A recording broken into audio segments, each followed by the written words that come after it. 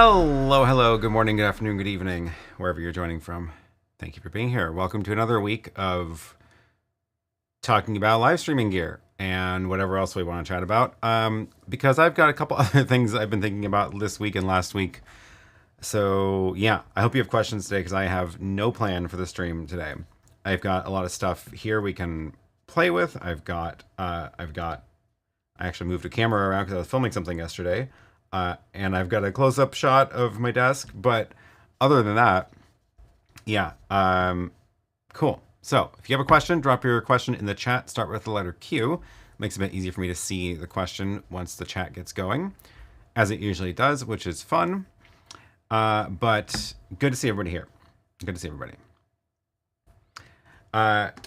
The first thing, I guess, thank you for the reminder, MT.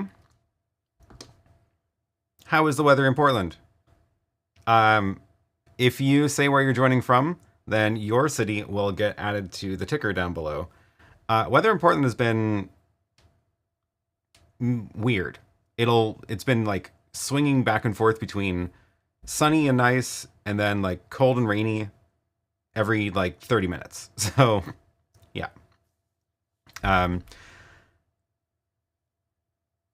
But it's not bad. It's not bad. It's better than being too hot.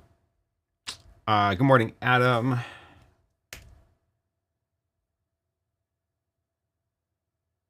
GD Creations already has a question. Can I zoom in? I assume you mean replay video, not reply video, on the YoloBox Ultra. No, I don't know. It just plays back the same thing. It doesn't let you like zoom in or anything, which would be very cool. But yeah. Oh, let's see if we can do this one. How can you send an enter command via Companion, Stream Deck, or Apple shortcuts? Oh, like make your computer press enter. I don't know if Companion can do it. I don't run my Companion on my Mac though. Although maybe we could spin up a copy and see what happens. But I don't think Companion can do it. Apple shortcuts almost certainly can, but you need to turn on the accessibility mode in order to let it do stuff, I believe. I don't know. That's gonna be. Adam says Companion can run a shell script to call the Apple script. Oh, that's a good point. So if we build an Apple script to do it, then Companion can. Thank you, Adam. Of course, you know. Apple script. Let's see if there's an easy way to do this. I guess it would be like tell the current window to press enter. Maybe ChatGPT can write the code for us. Do you think it has any knowledge of Apple script? I have to log into it because apparently I'm not logged in yet. Also, my wireless mouse is not good at this distance. That's something I wanted to talk about.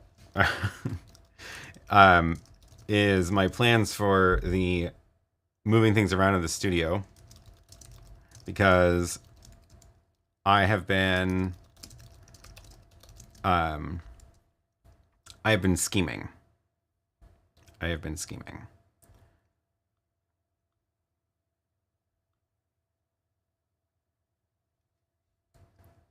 Okay, let's try this.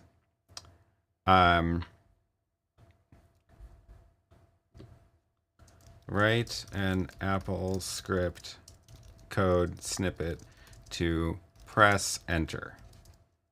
Let's see if this works. System events? You think that's going to work? This uses the system events application to send a keystroke event corresponding to the enter key. Will this work with any application that is in the foreground? Aha, okay. Let's give it a shot. What do we think? Press enter. I don't really want it in iCloud. That's weird. Let's just put it on my desktop for now. And how do we test it? If I run it, it's going to press enter. Oh, That's what I was expecting. We need this to be able to use accessibility. Okay, so the script editor now can do accessibility. Great. So I think we have to quit it. Script editor. Press enter. Run. Well, it did press enter in this, so I think that's going to work. Great. Desktop for now stays there forever. Accurate. Companion to shell script to Apple script is so over-engineered, perfect for Aaron. It's true. Okay, but now I have to get Companion on my Mac because I don't usually run it on my Mac. I usually run it on a Raspberry Pi, which cannot run a shell script on my Mac without going through even more hoops. So let's first install it on my Mac. Companion stable Mac.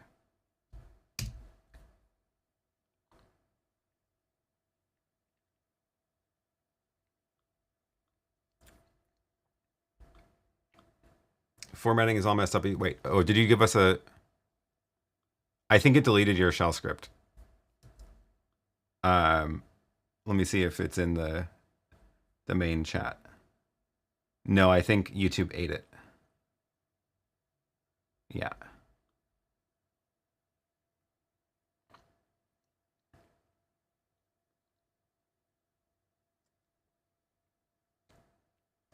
Come on. Download. Go. You can do it. I don't know why this is so slow.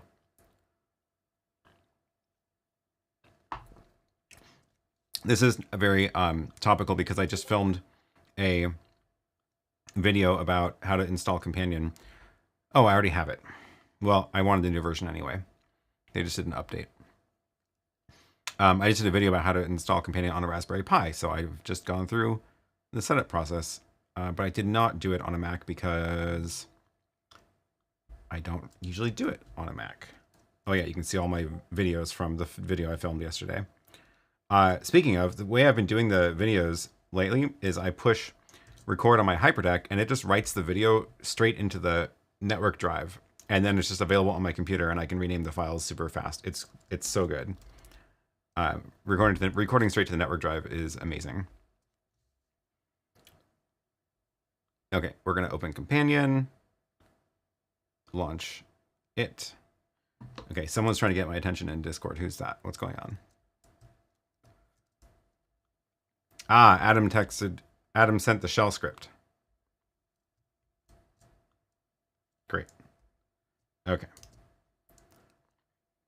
So now that we have Companion open, oh, it looks like I was testing the Director Mini plugin. What is the... Oh, it's just an internal thing, isn't it? So let's press enter. And script is a run shell path. Okay. So I need to put this into a file first. So he sent me this...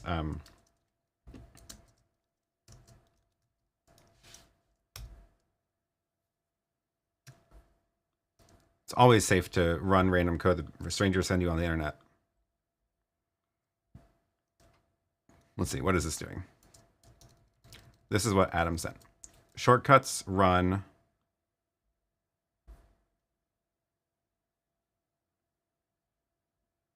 What's 2? 2 is echo to shortcuts run. Well, I'm glad Adam figured this part out because I don't know how long it would take me to figure that out, or -I. Oh, I'm not sure what this one's for. Okay, so let's save this also in my desktop as run Apple script. And this will be .sh. Okay. And I think I have to make this executable. So let's grab a terminal. And this is oh, now we have to allow the terminal to access the desktop. Great. Run Apple script. So we should be able to do this. Desktop run Apple script.sh. And then we give it the name of the Apple script, I assume. I guess the full path, which is also my desktop.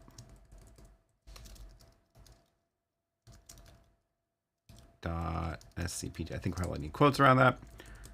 Let's see if ATEM is yelling at me. I'm doing something wrong.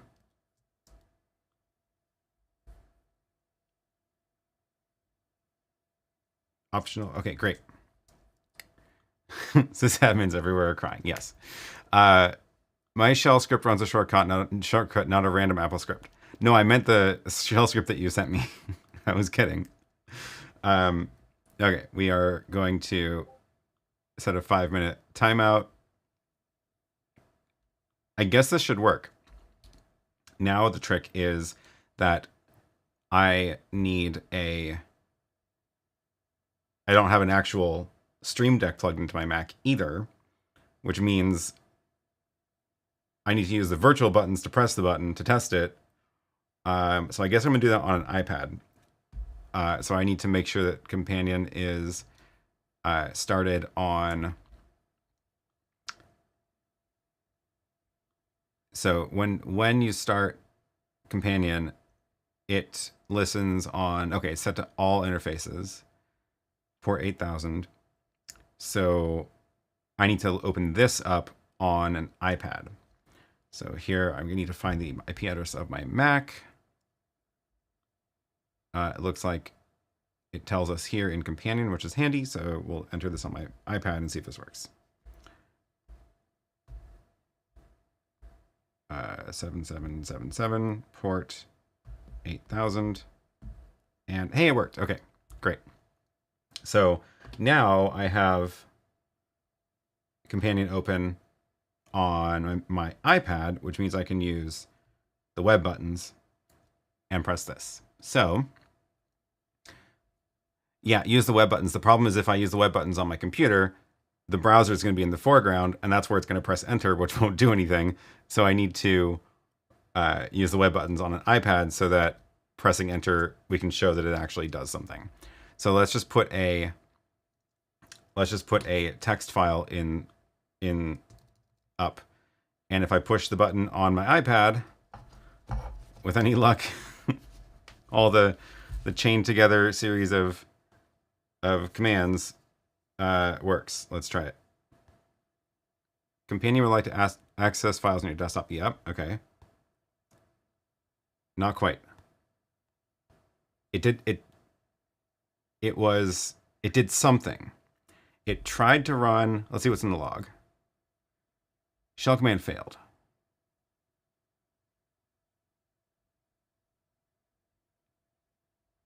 I guess we need to test the shell command first.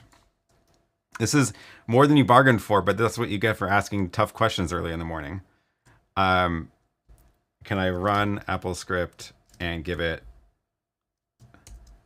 this? Let's see what happens with this. Couldn't be completed. Maybe I need a backslash. Maybe I'll get rid of the space in the name. Let's get rid of that space in the name.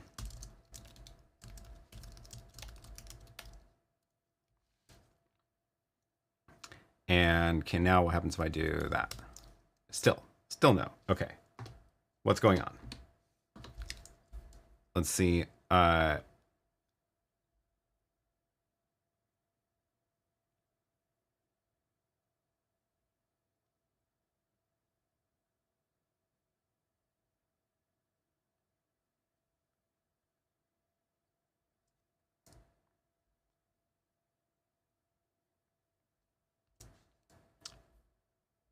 Why are we getting, couldn't be, so we need it to be able to run from the terminal first before we can expect this to run not from the terminal.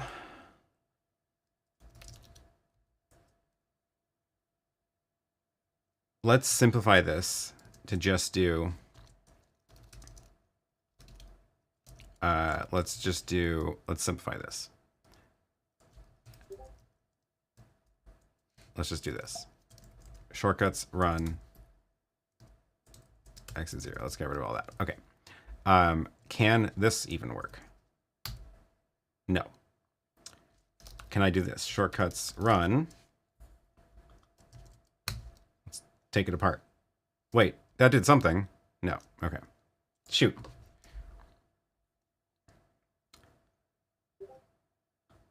See Discord messages with updated AppleScript code. Okay, let's see what you're saying in Discord.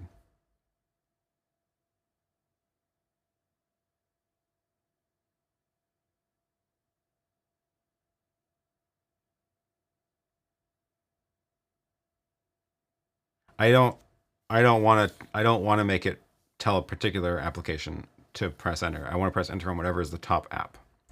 The problem is I can't even get it to work. I can't get the AppleScript to work even from a terminal window. This should work. Why isn't this working?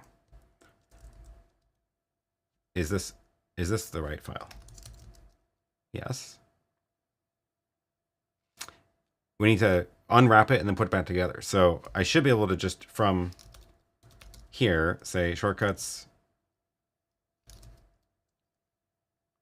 Oh, does it need to be in a certain folder? These look like shortcuts that are from my iPhone. That's interesting. So if I go back to this, maybe that's why it was telling me to save it in iCloud. Let's try that. Let's go and make this, press enter and save it in my iCloud drive. And then see if it shows up under shortcuts list. I don't see press enter here. Is OSA script still a valid way of sending AppleScript? Let's see if it's still here. It is. OSA script. That's still there. I don't see press enter in my... Yeah, these are from my iPhone. This is like my studio speakers. I have that set to when I tap an NFC tag, my Bluetooth connects to the speakers. So I don't know what's going on there.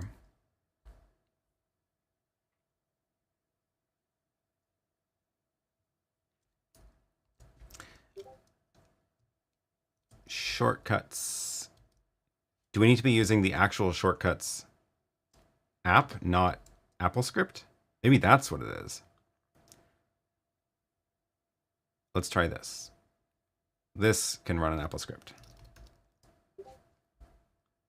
So we make a shortcut. Allow running scripts.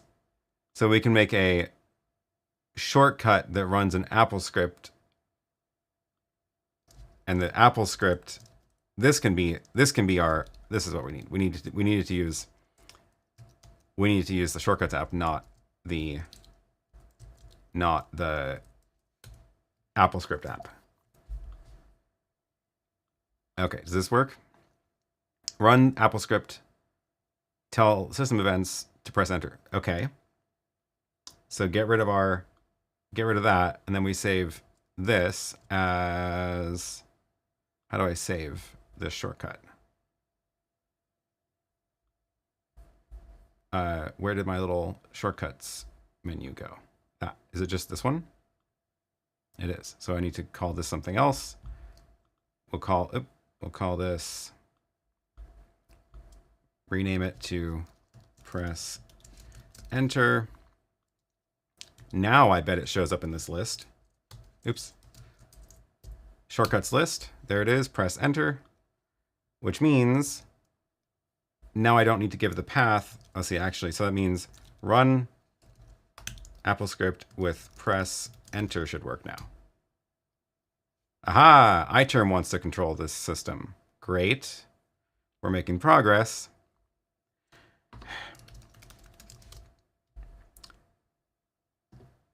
Okay. Try it again. Aha! It worked. We got an extra enter, which means now Companion should work with this. Press enter. And to test that, we're going to go back to a blank text file and go back to my iPad and press the button on Companion. Ah, we're so close. Ah, it worked. Look at that. I can push enter from my iPad now. Fantastic. Well, there you go. That was longer than I thought it was going to take. Someone wake me when this is over. I'm so lost. Sorry. I know. Okay. Now that we did that, let's unwind it and talk about what just happened. So if your goal is a button on your Stream Deck pushing, actually you can do it with anything now. It doesn't have to be enter. You can make it type any keystroke, right? So if you want to make a companion button that does something on your computer, you need companion running on your computer, first of all. And then we need a companion can run scripts. Shell scripts can run shortcuts. So the shell script called run Apple script is actually running a shortcut. I should rename it. Theoretically, this actually might work in companion. Let's see what is. Let's shorten this up. Which shortcuts? Yeah. Okay. So I think this will actually we can trim this up. Let's do that. Let's try that. So if I need a text file in front. No. Shortcuts run. That one's not working.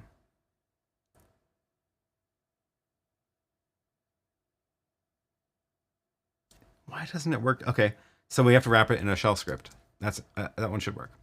So if it's wrapped in a shell script, the shell script just tells shortcuts to run whatever's passed in. And do I need the quotes? That shouldn't matter.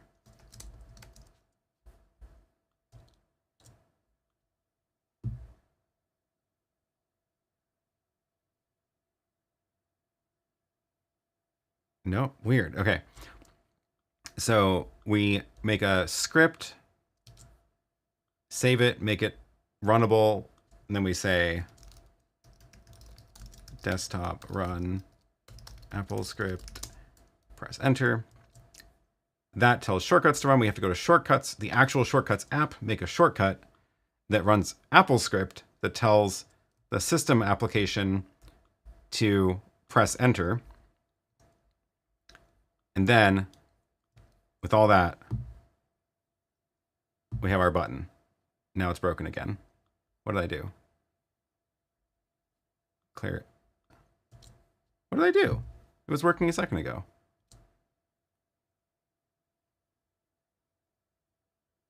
Huh.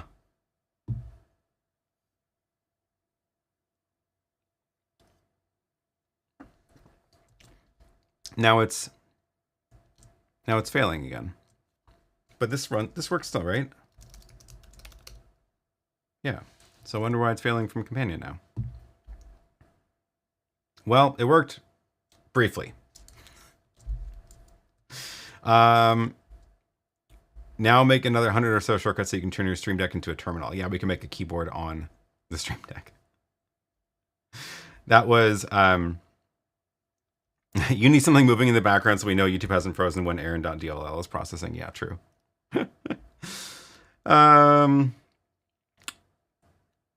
can't do companion because you haven't released the course yet. Okay, so I have not started building a course, but I did film 2 videos last week and this week. They're not out yet. One is like a how to install companion on Raspberry Pi, and the other is going through how I've set up companion for myself. It goes through a few more of the actions. So hopefully that's going to be at least a bit of a start to an intro to companion. But yeah.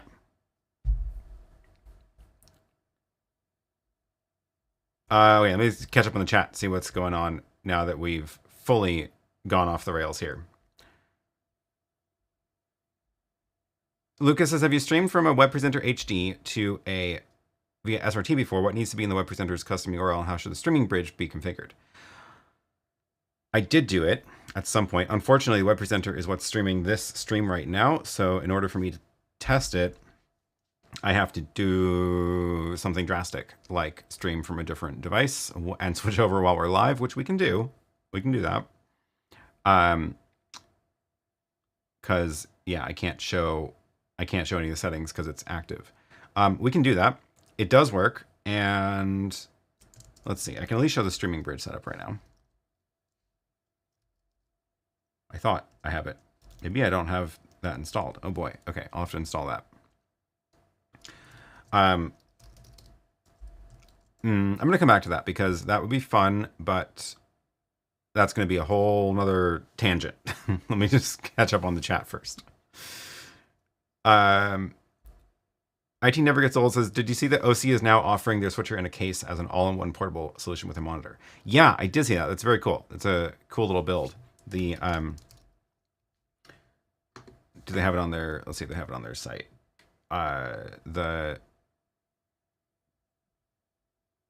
Oh yeah, and the Ghost Stream, oh here it is, the kit. This thing. It's cool that they built this all out, just so you can just buy it now. They did the little exposed ports on the back and everything. It looks like that's the actual deck, not... No, those are patch cables. Okay, because it's sitting like 4 inches back. So they have a little patch panel to run out there. Yeah, because the Ethernet jack is different. Yeah, it's very cool. It's cute.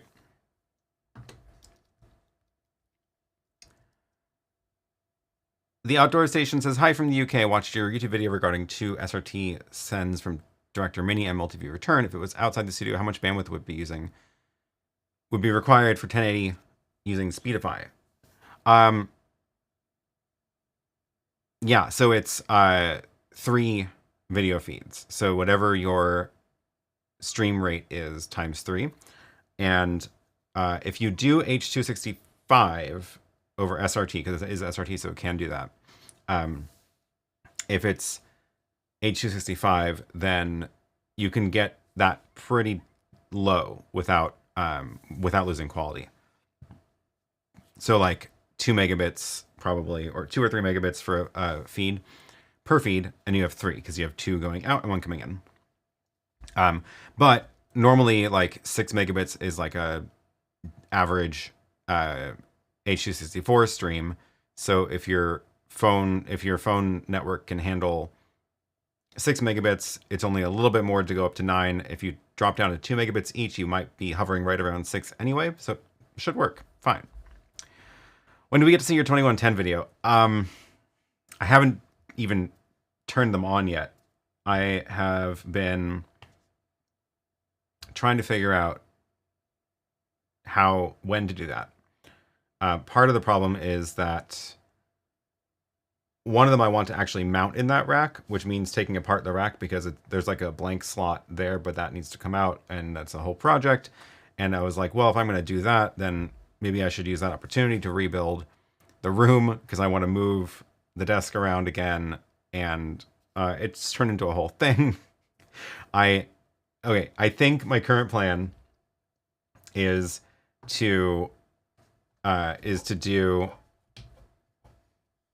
go back to, I think it was 2 New Year's ago.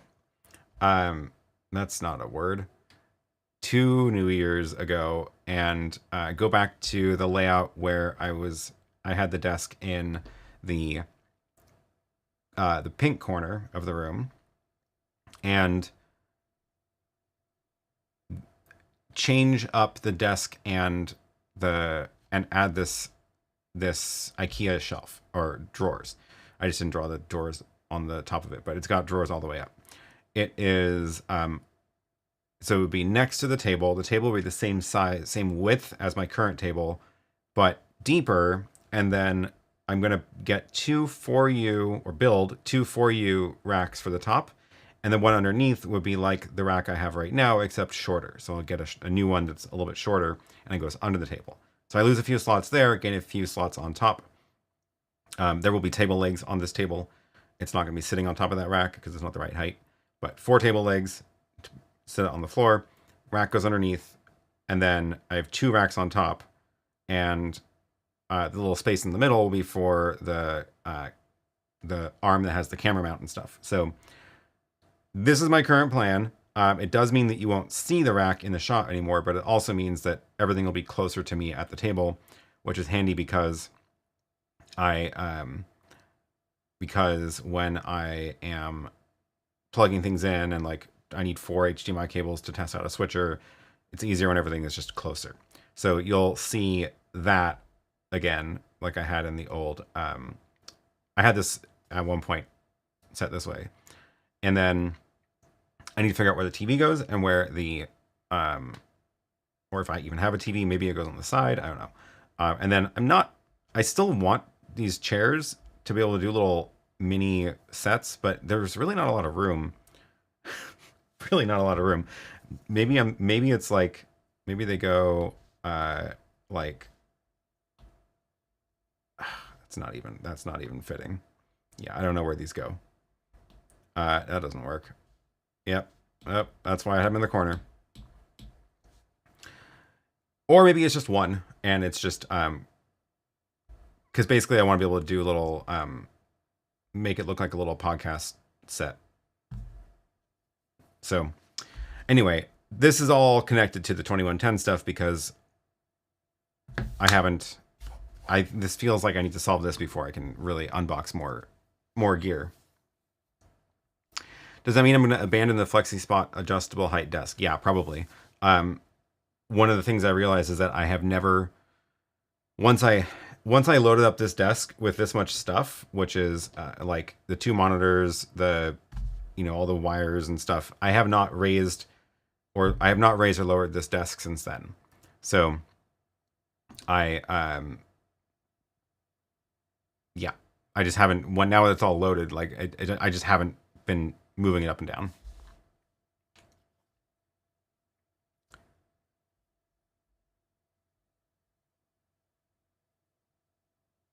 Where was I? You could do the loft thing for the chair set. At one point I had turned, let's see if I can find it. At one point I had drawn, it might be in this file actually, in a hidden layer. Let's see if it is.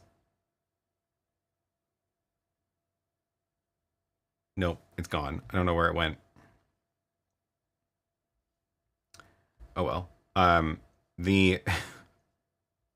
At one point I had drawn this as like, what would it look like if I had essentially a little bunk bed built in to this space where no idea where it went. Where I was in a little cave, and then on top of that was like storage for things, because that would let me get some of this stuff out of the way, and then I can make it look like a little console inside. And if I was building it as a little enclosure, it means that all the walls I can attach things to. So and run wires behind and things like that. So yeah.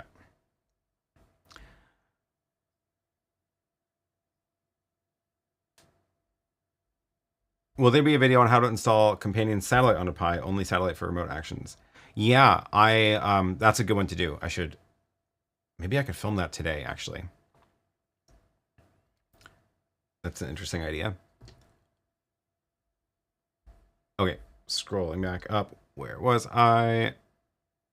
Mike says, love the Temu video. Thanks. That's where the on-air sign came from.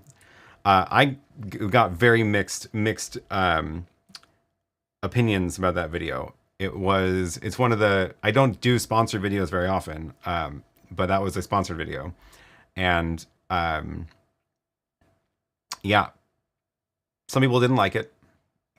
That's fine. Sorry, you don't have to watch it. It actually took a lot more time than I expected it to, but yeah.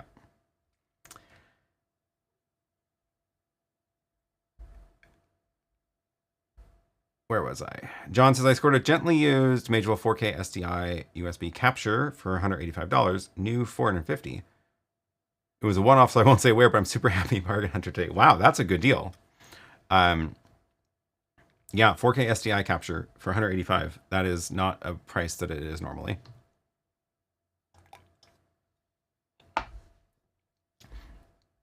Frank says, have you received the YoloDeck? Oh, I haven't gone to the post office in about a week.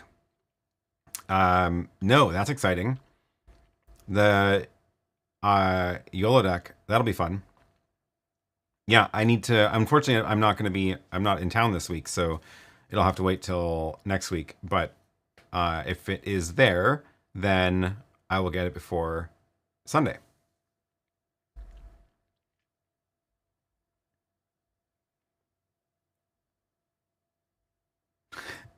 Andre says, that was brilliant. Thanks, Aaron and Adam. Would never figure it out myself. Well, hopefully it works better than mine did, because mine only worked once and then it stopped working.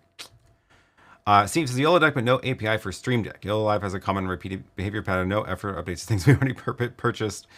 I hope that they do open it up as a protocol that we can integrate with the Stream Deck, because I get that like the YoloDeck will be useful, but the network control is the big part of it for me. So I've told them this many times, that it's the network control that's the important part, not just plugging in a USB controller. So hopefully they listen to that.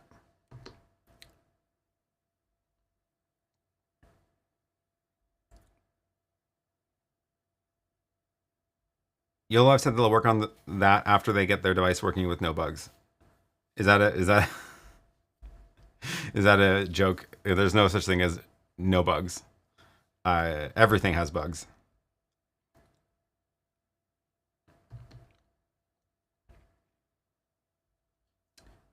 Maria says, my YoloBox Pro turned off yesterday. I tried to start it again. It was showing the logo for 1 second and restarting it by itself a few times. Do I buy a new one or repair it? Oh, that's no good. Try, one thing that messed up for me once was the battery basically ran out, and it wasn't obvious, and like it wasn't charging right when it was plugged in. So I had to like try to power it off completely, let it charge for like a whole day, and then it was like back to normal. So that could be, if that doesn't work, then I would go contact their support, because they might be able to tell you how to do like a full reset on it, which I think requires like plugging into a computer or something. Have it all on wheels. You know, so Tom Buck just did a really good video about his new studio layout, and he put everything on wheels so he can move things around. And I realized that while it sounds great, and that was originally my theory for this space too, was have everything on wheels, which is why all of my light stands are actually not light stands. They're little rolling C stands. They're little 3-wheel things with wheels on the bottom. However, if I was like only filming stuff in here, I could do that. The problem is that the way I have this set up with, it's like a live stream setup, there's so many wires connecting things that it's not actually really practical to have things on wheels, because it's not just the thing that has to move, it's all the wires that come with it. So like there's like 100 or more wires that go into that rack in the back. So if I wanted to move that rack even a foot, I need to make sure there's enough slack in all the wires to do that.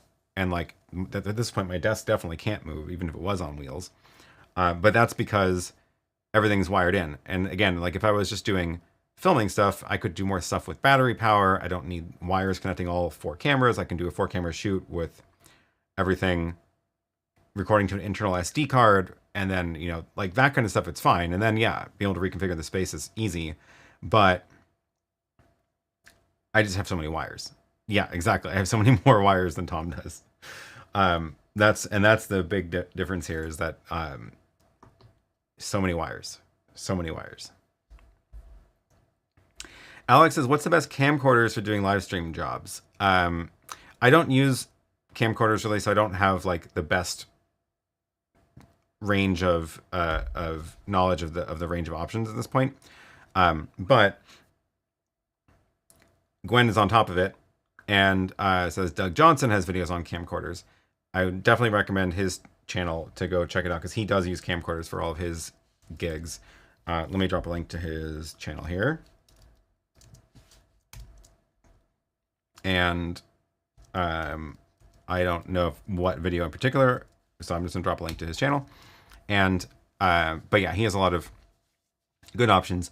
There's definitely a range of price. So like any camera, you can spend about $50 or $5,000, and the quality usually does go up the more money you spend. So what's your budget? Because if you want, actually, it was a couple weeks ago, I think I pulled out a $200 camcorder that I bought just as a test.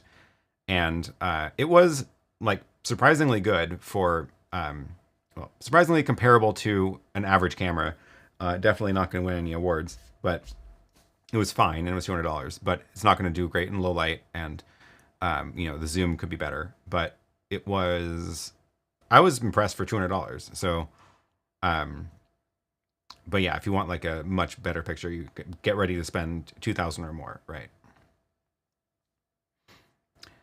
You need to put the studio on a turntable. That would be really interesting. That would be really interesting. John says, I love the Temu videos. Hard not to go buy all that stuff. Yeah, some of the stuff was actually good. Some of it was, as I expected, not. But it was interesting.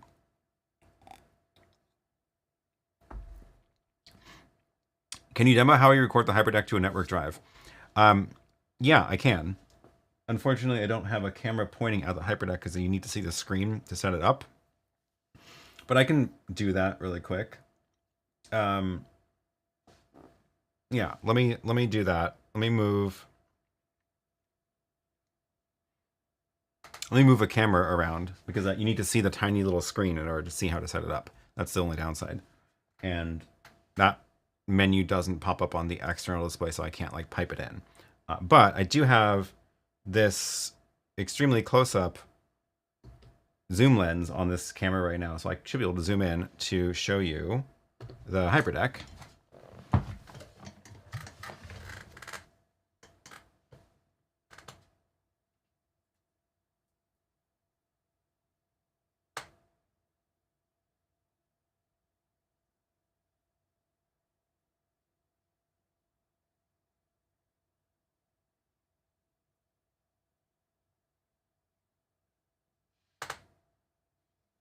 That's as zoomed in as it gets. Let's just make sure it's focused.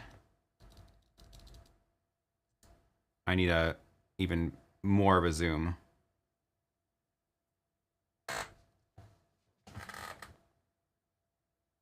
Stop moving. Okay, and then we'll focus on that. Okay.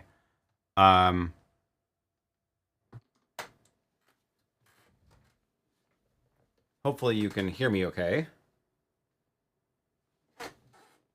So first thing you have to do is in the menu, I've been recording at H.264, not ProRes, because I also then compress it. So that's the first thing to keep in mind. Theoretically, my bandwidth should handle recording ProRes over the network, but I don't even bother because these are going to be like 30-minute recordings or whatever. So set your recording codec to whatever you want to record, and then go over to storage, and you scroll down here to set network location, and then this is going to find all the network drives on your network. You can see actually some of my Synology NASs are showing up here. Oh, and even my Linux server is showing up, which is that one. So some of my Synology NASs, but then I have a cloud pod here. So I click the cloud pod and it goes and connects to that share. And I made a folder called recordings, and I just click set and then set this location. And then, so now the network recording is set, and then you go to active media, and you can choose between your SD card or the network location. So now that's set to network. And now that's just going to record. So as soon as I hit record, see the SD card lights are not lighting up because it's not going to the SD card. It's just going straight to the network. So I'll stop that. Ouch.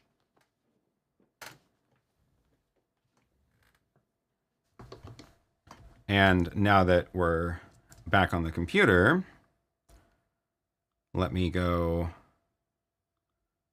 pull that up.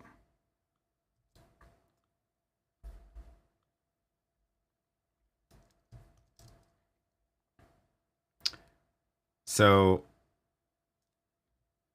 oops. So I go connect to my cloud pod on my computer, go into the cloud pod, I don't go to my Google Drive. Here's that recordings folder. And sure enough, there is a file created today, and this will just play. And that's the thing. That's what I just recorded. And it's, you can see it's an MP4 file that was only a few seconds long, but it's tiny. It's 32 megabytes. So it's been really super useful for just like, oh, I need a quick shot of something to add to the video, and I can go and record it, and then I just copy the file or just drag it into Resolve, because I can use it this over the network in Resolve as well. So it's just made it super fast.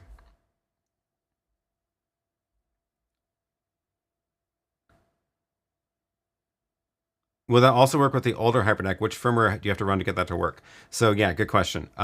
It was a recent firmware update. So if you go, let's triple check this. Go to support. Go to disk recorders and storage, and then if you look at the latest updates, the feature you're looking for is network record and playback. So if we go look at the latest one, this added it to Studio 4K Pro, HD Pro Plus, and Mini. All the studio models gets network record and playback. And then the one before that, 832 was just a bug fix. 831 added, oh,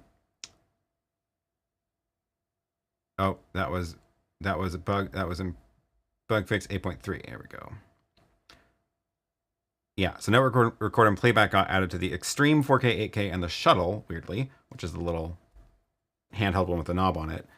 Got network record and playback in 8.3. Theoretically, the Shuttle has growing file support, but which is the thing that makes the replay feature work in Resolve. But I need to test that, because the Blackmagic guy I was talking to said it didn't work with that. But yeah, so basically all the current models of it support that. So we go to look at the current models now. All the studio models do. The 4K, the 8K got it, and the Shuttle got it. So yeah, it's very cool. I think it only works with HyperDecks with 10G Ethernet. No, so this one only has 1 gig, but it works fine. It doesn't work with the like old model, the old versions of the HyperDecks. So the previous gen version of the Mini doesn't have it, because that didn't get the 8.3 update. But that was what you just saw was the Mini recording over the network. And I've done it on the Studio HD Mini too, the half rack one. Neither of those have 10 gig either. Eric says, can you see the growing files? Yeah, so here, I can actually show you what it looks like. If I go back here, and I can start recording from Companion, so I can just push a button, and now it's recording. So that file just popped up. That one is currently being written. I guess this is like a placeholder file that it uses. I don't know what for. No data in it, just a little marker. But this is being written to. I don't know if I can play it from the Mac while it's being recorded. No. It only knows about, the Mac only knows about the first couple seconds of it, but Resolve knows how to play that while it's being written. So if I point in Resolve with this folder, it would show up, and you could just play it live, which is pretty cool. As soon as I hit stop, that gets saved, and now this should have the full thing. Yeah, there's the 30-second clip. That's pretty cool. It really does just save so much time.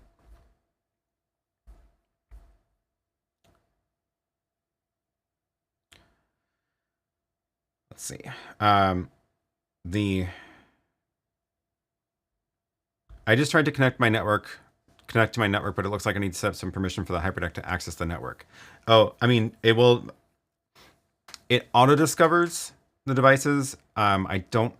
I didn't see a way to like type in an IP address, so your auto-discovery stuff needs to be working, which I forget exactly what feature on the router that is, but it tries to auto-discover your NASs, basically. Koala says, what do you think about the CloudPod? Is it worth it at $199 just to add external drives to it? That's what I have. I have the CloudPod because I wanted to be able to test it out without like committing to spending a lot of money. And if you look at the network storage, oh, it's $395, not $199. So this has no storage. It just has a USB-C port, and it doesn't support multiple drives either. It's just like one. You get your one drive you plug in. I think it technically supports 2 drives, but it's not like RAID or anything. It's just to share a drive. But the next one up comes with 8 terabytes of storage built in at $1,600, which is kind of expensive for 8 terabytes of, although it is like NVMe drive, so it is super fast storage. It's a great little, half rack thing, perfect for building into a rack. I just didn't want to jump into that at the beginning because I didn't even know what this was going to do for me. But I was like, I can experiment for $400 and plug in. I think I just plugged in I just got like a random USB-C drive and plugged it in, and it's 2 terabytes. It's syncing up to my Google Drive, and this is how I've been sharing files with my editor. I have a folder in that which goes to Google Drive.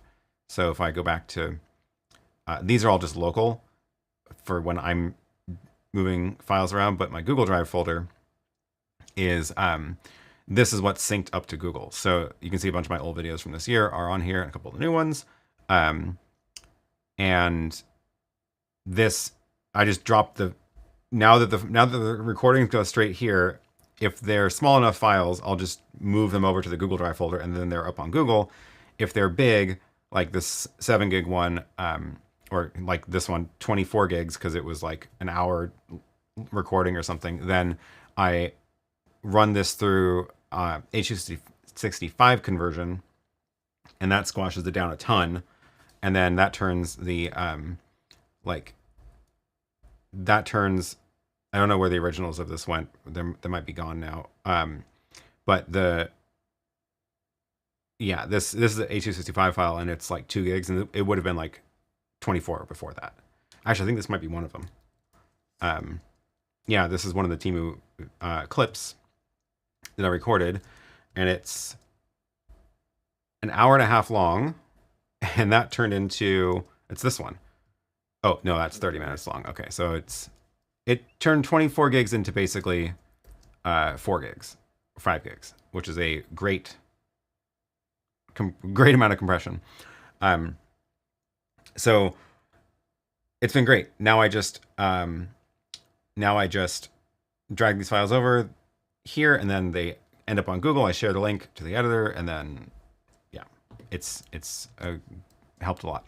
So I do think the CloudPod at $400 is a great way to try that out, because then you can also upgrade the storage a bit anytime you want. You can grab a bigger drive if you need to, or try it with just a 512 if you're just experimenting or whatever. So then if you realize that's working out for you and you want to like really up your game with that, go get the bigger ones. Like you can get them up to 48 terabytes, which is wild. But that's also a lot of money to spend.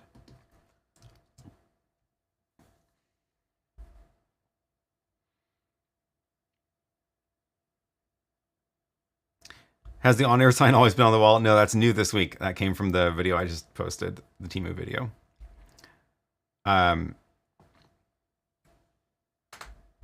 Where was I?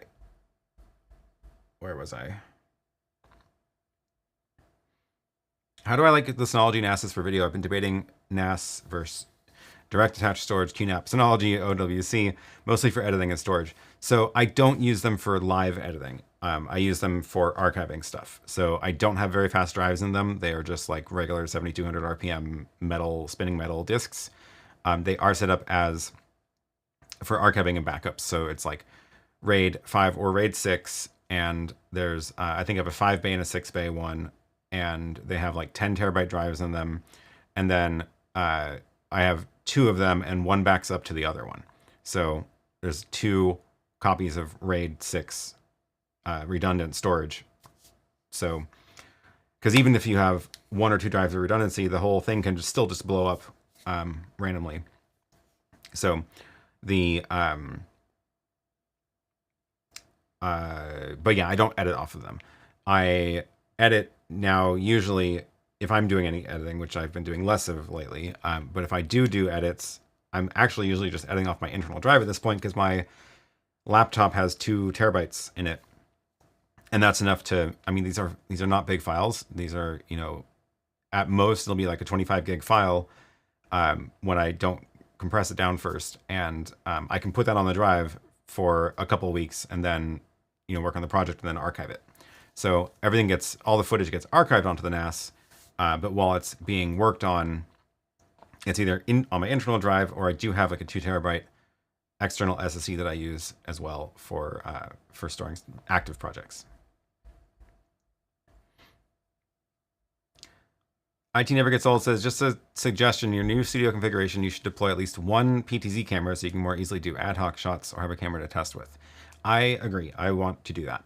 Part of the reason I've been holding off on getting a PTZ camera is because I know I'm not going to stick with this layout. So I want to figure out where it makes the most sense to put it, because I want to like properly mount it either on the wall or on the ceiling.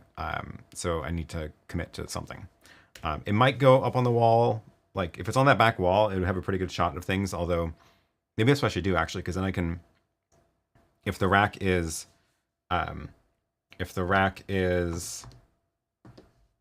under the desk, if I have the camera up on the wall above the window, I can point it anywhere at the desk and do zoom in shots of the different things on the in the rack. Because I'll have 3 racks basically. I'll have the under table and then 2 over table racks. That could work. That could work. Steve says, I got a pair of HDMI to SDI converters on Temu and they've been working fine for my application for over 5 months. Great. Yeah, I mean, it's just a marketplace. It's just like anybody can sell stuff there. So there's, of course, a range of quality of stuff, just like you would get on Amazon. You can find good stuff on Amazon and you can find absolute crap on Amazon.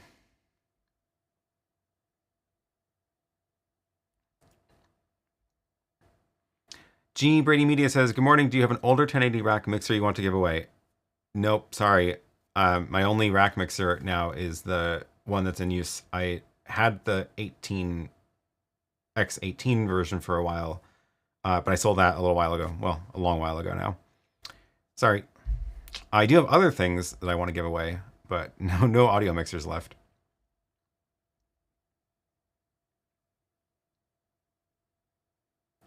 David says, hi, Aaron.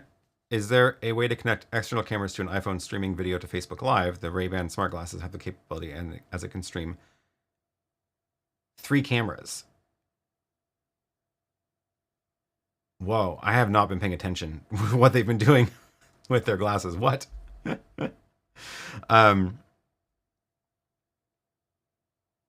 Interesting. So the new iOS 17 feature that launched lets apps use a USB capture card. So it's not automatic, but applications can now build support for capturing video from a capture card. So you can get external video into some apps. I have no idea if the Facebook Live app has built that feature in. But that's what it would require, is they need to have done the work to add support for external capture. So like Adam's app Mix Effect, I did this video is on the channel already, so you can find it. You can find it there, but it's you can add a capture card and get video into the application now, which is very cool. Let me drop that link in the chat. This is the Mix Effect video. Camo Studio. I have no idea what that is. Yeah, I have not done anything with Facebook streaming.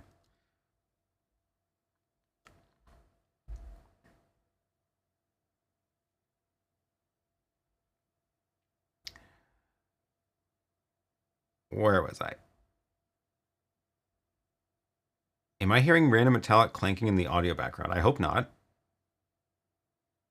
I don't know what that would be. It's pretty quiet in here.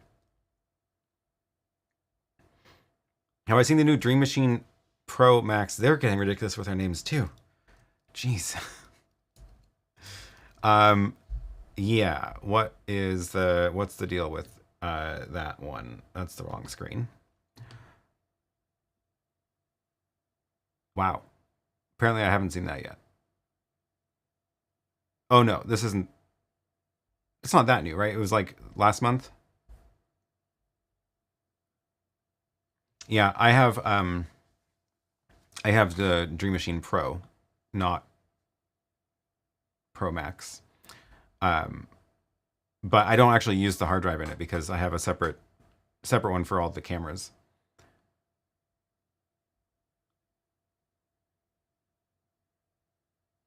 Yeah.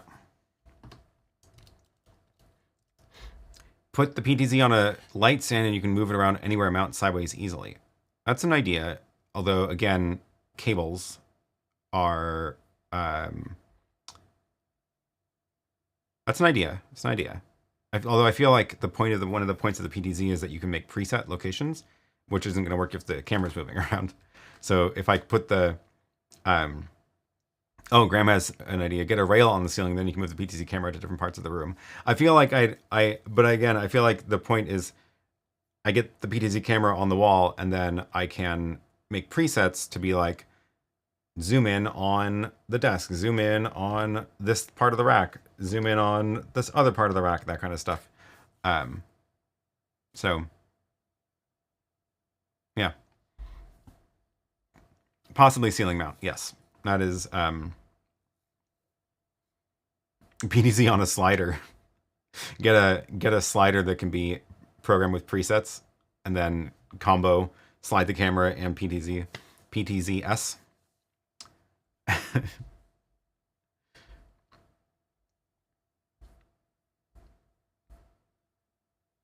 Or just get a drone. Yeah, there we go. Just get a drone for inside the studio. That'll definitely end well. I'm just trying to imagine a drone flying around in here. Yeah. So yeah, the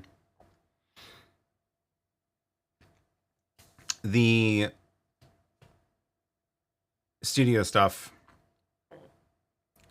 I'm very, very close to doing this reconfiguration. It's going to take so long though to like undo everything in there. And when I put it together, I need to do better at cable management because it is a mass of wires back there. And I think part of the problem is that all my SDI cables, they're slim, so they don't take up a lot of space in there, but they're all pretty short. So they're all just kind of strapped from one thing to the other. And that means they just kind of hang out in the back. And it would be a lot nicer if it was like routed around the edge of the frame so that it wasn't just this mass of wires back there. But that means I need longer wires, which basically means I need to rebuy all my SDI cables at 6 foot length or something.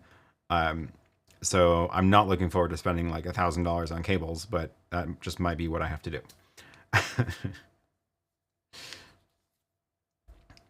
Is that a Constellation 4K? Curious about the ability to route different multiview with different resolutions to outputs. It is the Constellation 4K. That is what I use for this stream. That is sitting up there. It does not support different resolutions.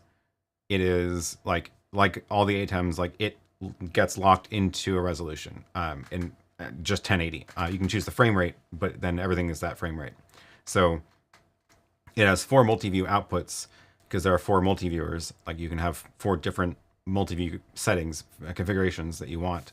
And but there are only 4 multi-view ports, and those you can't send multi-view out of any of the other outputs the way that you can on like the ATEM Mini. So with the ATEM Mini Extreme or Extreme SDI, where you have 4 aux outs, any of those aux outs can be switched between any of your inputs or the multi-view. But with the Constellation is the multi-view outs are just multi-views and the other ones can't do multi-view. So yeah, don't know what depends on what you're trying to do. So what I did was I routed my 4 multi-views into 4 of the inputs on the Constellation. That way I can actually share the multi-view on the stream or record it, which I need to do sometimes.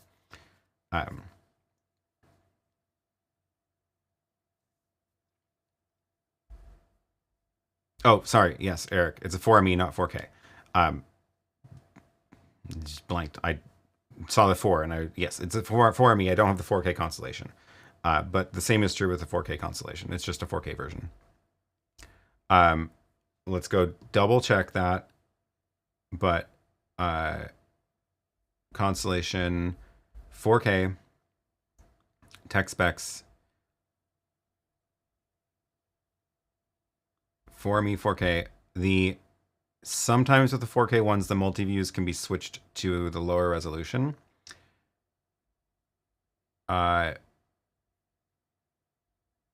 Input's going to accept 720, 1080, or 4K.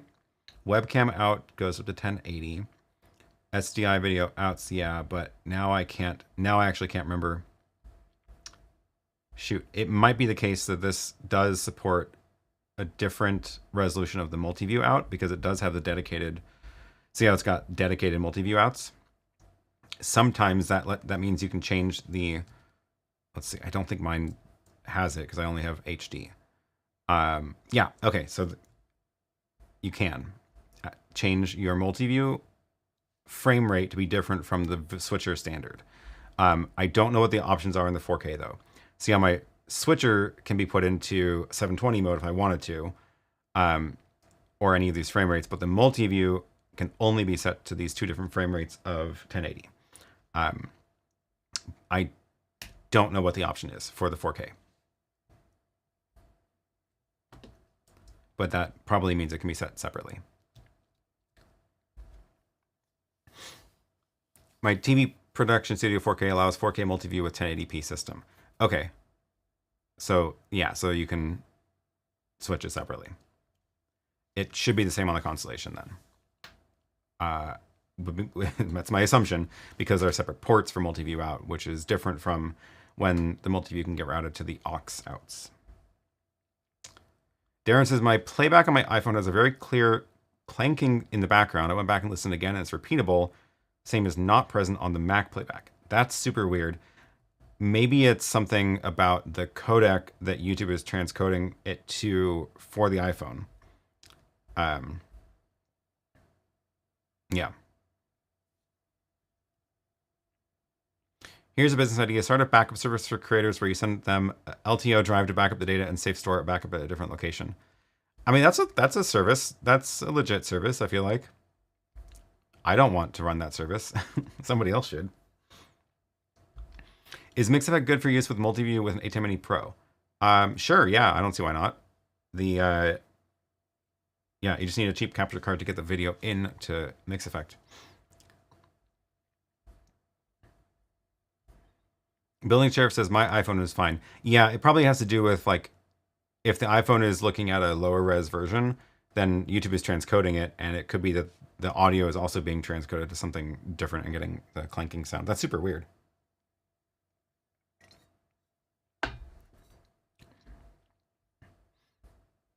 Very cool that you can change the multi-view frame rate on the Constellation. Is that feature not on the Mini series, or I just not noticed it?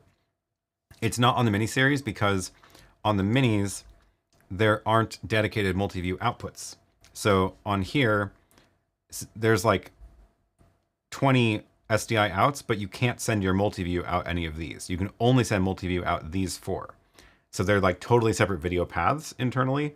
So if your switcher standard applies to all of the inputs and outputs here, the 40 in and the 20 out, but your multi-view standard applies to these 4. And that's why I guess you can't send your multi-view out the aux outs on the Constellation.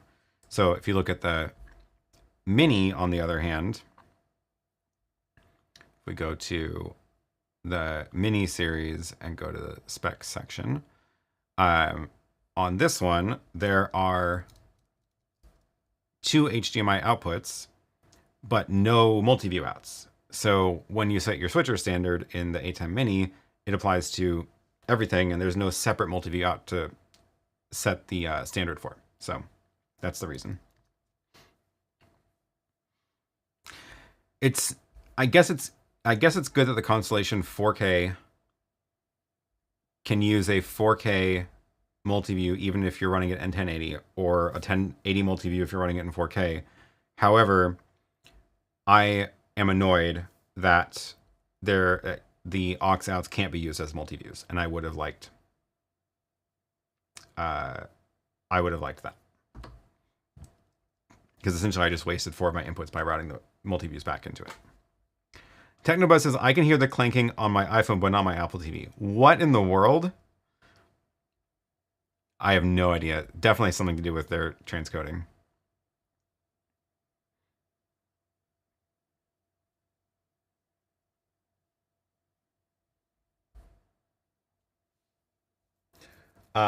Yeah, okay.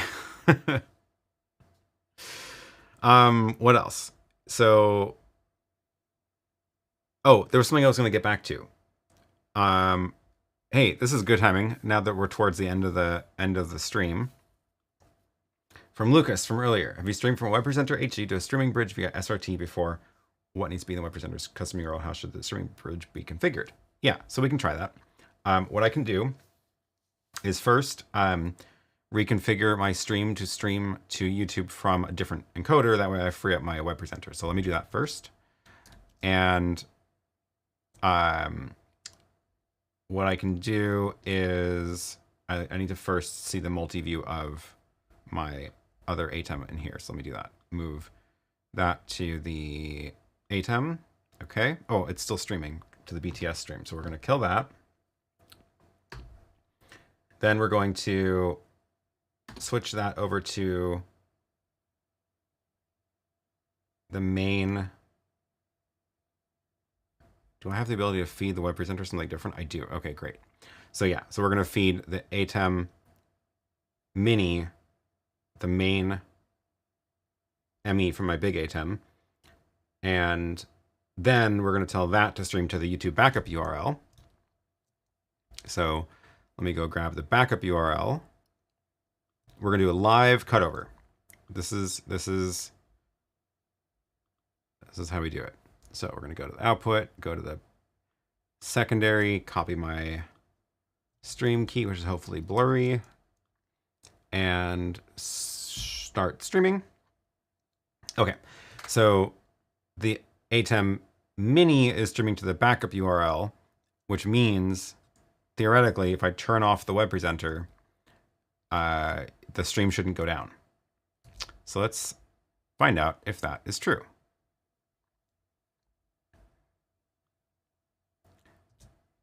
Ready? Test the UPS at the same time. Oh God. I could just pull this plug out and see what happens. I'm pretty sure some of my stuff are not plugged in. No, it's all plugged into the UPS. So I only have one plug over here.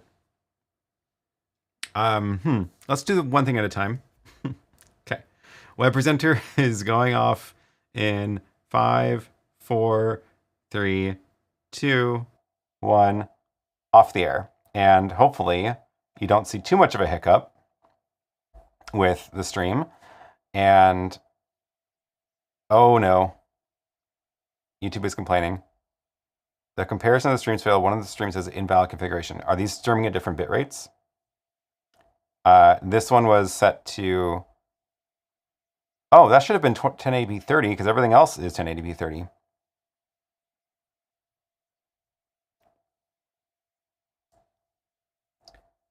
Ten-second hiccup. Big change in audio. Oh, weird. Let me check the audio settings of. Oh, I have dynamics on it. There we go. Oh, let's get rid of that too. I don't know why I had that set, but I had a bunch of audio processing set on that channel. I must have been testing something. And like, why do I have a giant spike there? That probably sounded really weird.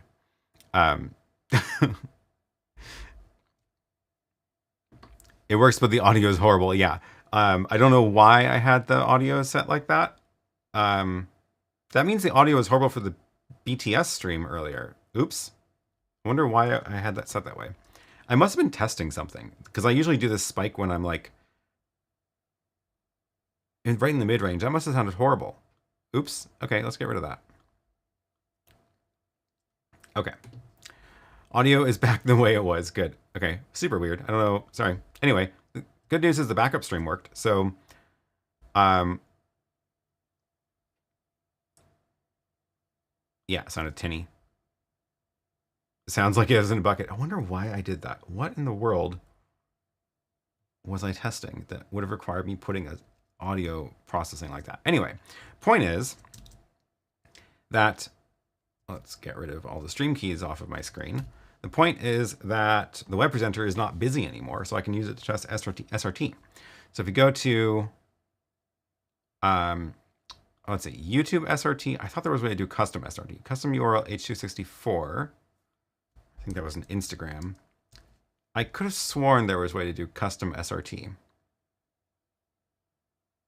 Maybe what we can do is save these settings in an XML file and see if we can load custom XML. No, let's actually do the first. Let's do let's do the streaming bridge setup because we can export a config file from there. So if I go download, apparently I haven't downloaded the streaming bridge software. Where did it go? Did they move it into the ATEM?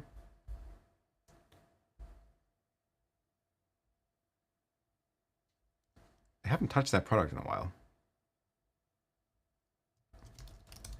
Streaming.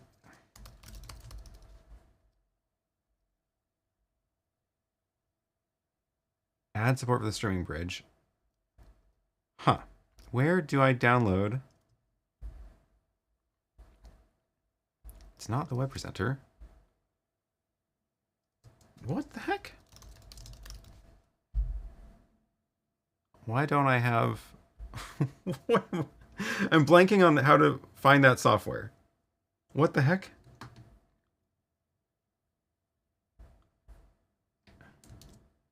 It's in... It's not desktop video. It's not in the ATEM. Is it in the ATEM? It is. Oh my god. Okay, it's not a separate app. I forgot. It's in the ATEM setup app. It's been a while, apparently, since I've done that. Okay, so first we're gonna go. Oh, I made sure there's no streaming keys. Okay. If I go to the streaming bridge and I go stream from an external ATEM Mini, then that's not giving me SRT either.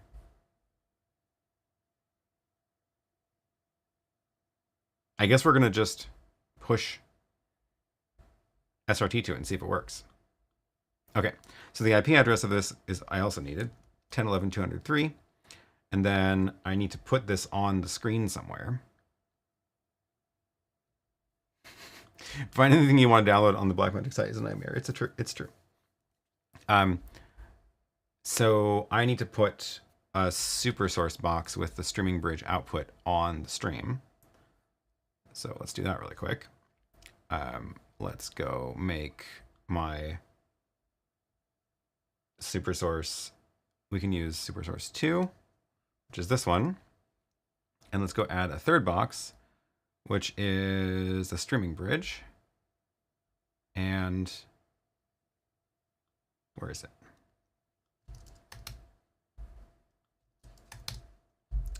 Hello from Houston. Oh, apparently it's behind the other box. That's not helpful. So box 3 is going, I guess we can shrink the map down.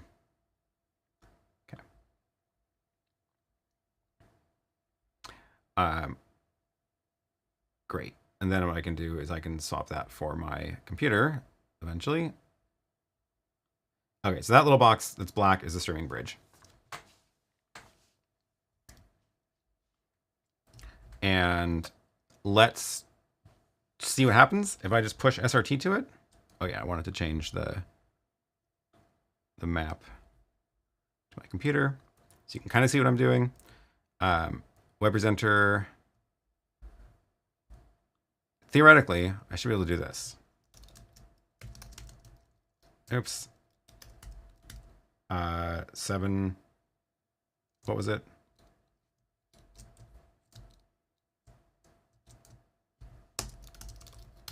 ATEM setup. I already forgot the 10.11.200.3. And no stream key. Ah, look at that, it worked. So you can just type in you can just type in SRT : / whatever.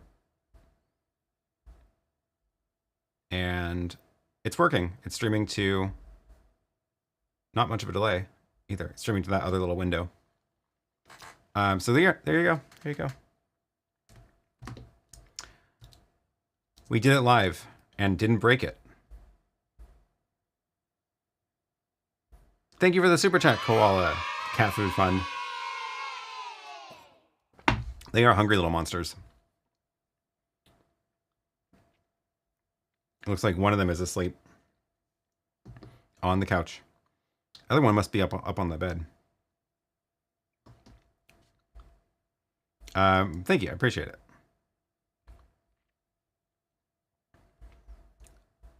Oh, and John joined as a mini supporter. Look at that. Thank you very much. I appreciate it. Last night I did a 4-hour stream, and during that time everything was dying, so I thought about using the iPad and going to Cameo Studio and streaming via iPad, doing that same switch. It works. It works. Streaming to the backup URL, you can do a live cutover. It's only a little bit glitchy, as you saw. We lost a couple seconds between or whatever, but you can definitely save a stream that way.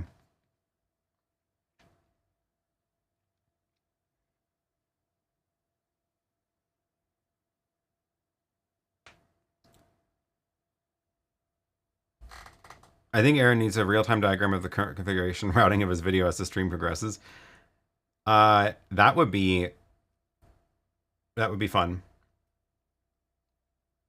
It'd be fun to make that happen automatically, but now how can I automate that? Because I can do it, but like it takes a while to set up the gear diagram. It'd be kind of cool to like have it some sort of visualization of like what's routed where that could just like watch the ATEM routing and draw it on the screen. Someone should build that app. Someone that's not me.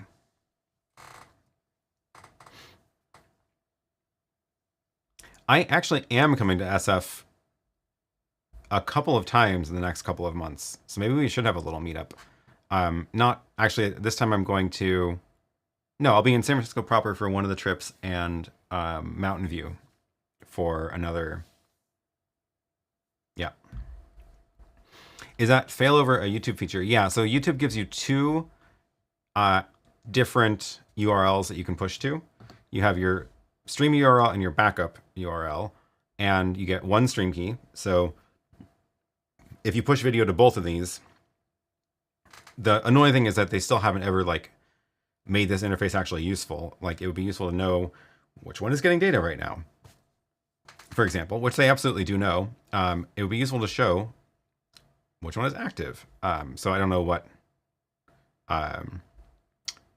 why they haven't done that yet. But point is, if you are normally streaming to your main URL and you're worried about that stream going down, or if it is going down, you can start streaming with the same stream key to the backup URL. And then as soon as the mainstream URL actually loses data, YouTube will switch over to the backup URL automatically. You don't get any buttons. You don't get any control over it.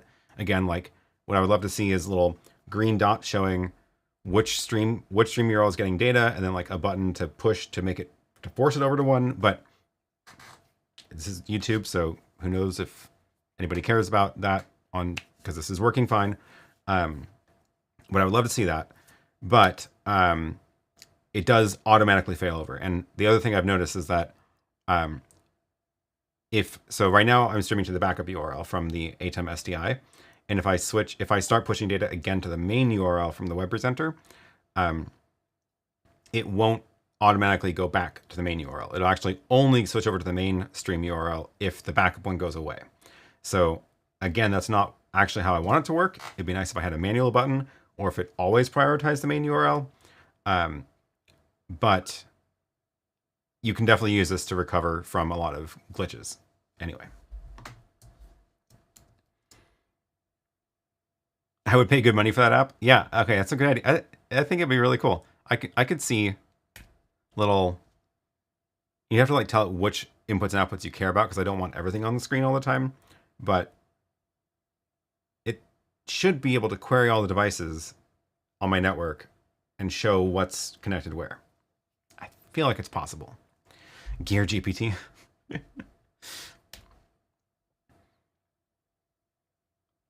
let's see if we can do a little SF or Bay Area meetup. I know it's hard to get around down there, but like when I'm gonna be in Mountain View, I don't think I'm gonna be able to get up to San Francisco that week. Adam and John might be up for creating that app. They're very well set up to make that app for sure. Yeah, H2R Gear could evolve that direction. So it's not just creating the diagrams, but also able to query devices to auto-create the diagrams. That'd be very cool.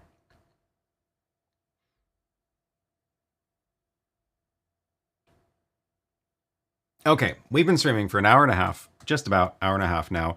I think we're going to call it here. I need to get back to other projects that are happening right now, which I thankfully did not get off on a tangent into in this stream. But man, there's so much house planning going on right now. I'll give you a little sneak peek because it's been fun. But like what I've been doing is I've been drawing these sketches showing the built-ins that need to get built. So like the cabinets are done, but this little bench seating. So I drew up these plans, gave it to the contractors, and then they've been going to go and actually like do that, which has been great. That one's already built. What I'm trying to figure out right now is what is this bathroom going to look like downstairs? Because we have a whole bunch of interesting constraints. Also, that is not a window. That is a TV behind a wall. So that's going to be fun. I decided that I wanted to make it look like a train window. So this is a little 3-inch wall built out in front of the wall. And I'm going to stick a flat Samsung frame TV behind that. It's actually a panel that opens. And then, unfortunately, I didn't think of this early enough to get a network wire there. So I can't feed it live video, but I could plug in a wireless transmitter, and I could definitely also put a little HDMI player down there and play like 10-hour long looping videos on the TV. Anyway, that I've figured out. This I have not 100% finalized. Still trying to decide what sink to get. Turns out it's really complicated to find a sink that's the right size when you're not doing just a vanity. But also this is me trying to figure out the cabinet sink collision situation. So yeah, sink mirror. Think I found one. Gonna pick faucets.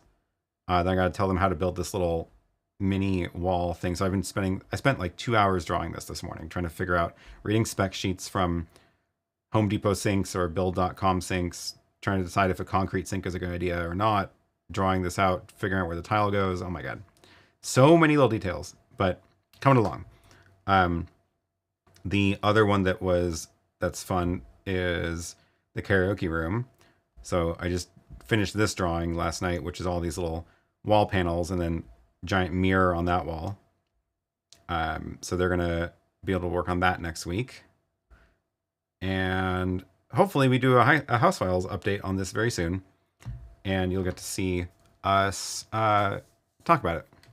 You didn't wire the bathrooms. I did put power on that wall already. And actually, funny enough, there is network wire in the opposite wall from that wall. So if I really, really wanted to, I could take things apart and run a new wire spanning that, basically in the ceiling of the bathroom. If I really had to, I could do that. There is a network wire basically above every interior door. I ran 2 network wires, and it's going to be, it's one of them I'm going to put a contact sensor, so the house knows if every door is open or not. Just a little magnet sensor. And the other one is just so that it's there. One thing that I want to do, which I don't have a exact plan for yet, is temperature sensors in all the rooms. So I figured, why not just run an extra wire there, be able to stuff a temperature sensor and a microcontroller in there, PoE, powering it. So there are 2 wires to the bathroom above the door, but that's on the wrong side of that wall. So I could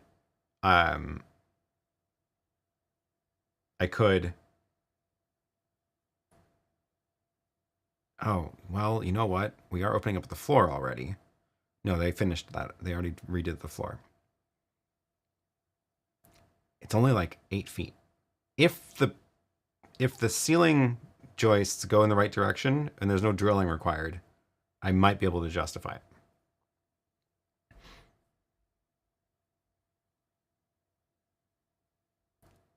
Contact sensors report bathroom is occupied, among many other things. Yep.